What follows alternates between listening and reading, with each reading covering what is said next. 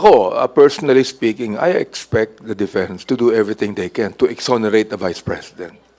Pero palagay ko, hindi AI yung pagkaano namin dito, no? Abigat. Ako, napikitan ako, eh. Di ba? I mean, pinapakita lang natin kung gaano katindi ang 125 million na dapat malaman ng taong bayan.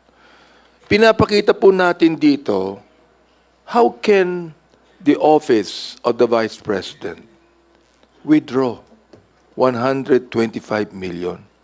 Saan kinuha ang authority ng bangko to withdraw such a big amount?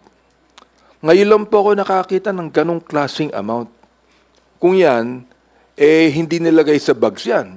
Aba, kinakailangan ng hauler para ilagay sa isang sasakyan na malaki ang perang yan.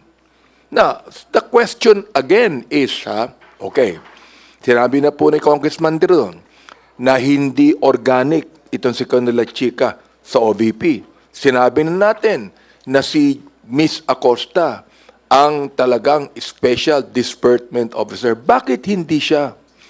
What we would like to see kung kanino ibinigay yan.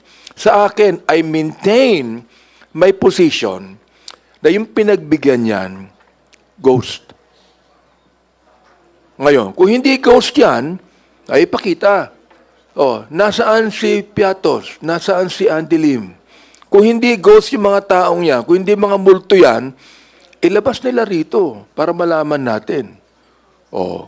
I think it would be the Vice President should come because she continues to make a mockery of Congress. Mandato namin to eh. Mandato ng Senado ito. Mandato ng Congress ito. Ibig sabihin, the office of the Vice President can make a mockery of the constitutional mandate of Congress to investigate and to put up an impeachment court. Dapat, humarap siya. Siya ang mag-explain. Huwag niyang sasabihin yan sa mga staff niya. Siya mismo, nakakaawa po yung mga staff niya nag-explain eh. Siya na mismo mag-explain. Tinatawagan ko ngayon, si Vice President, maawa ka naman sa mga staff mo. Ikaw na mismo pumunta rito, mag-explain ka. Hindi ka pwedeng magtago kung saan-saan. My goodness, humarap ka nga doon sa perjury charge kay Ramil Madriaga eh.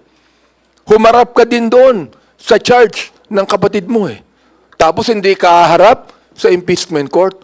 My goodness naman, Vice President, humarap ka na. Maawa ka sa mga staff mo. At ipaliwanag mo sa taong bayan kung bakit hindi ka kinakailangang ma-impeach. Yan ang panawagan ko.